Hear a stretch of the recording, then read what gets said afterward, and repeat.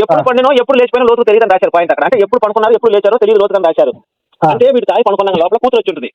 కూతురు వచ్చి బాగా కూతురు లేచి ఉంటాడు వీడు.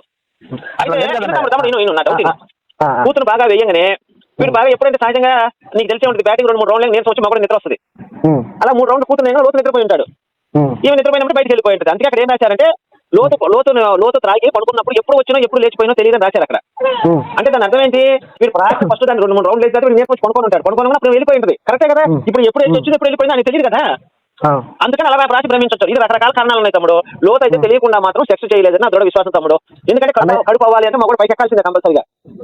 ఎందుకంటే ఇప్పుడు కన్న పిల్లలు ఉన్నారు తమ్ముడు. పైకి ఊపలేదు ప్రాక్టీస్ ఉన్న వాళ్ళకి ఫస్ట్ టైం అమ్మాయి మీదకి ఊపుకోలేదు.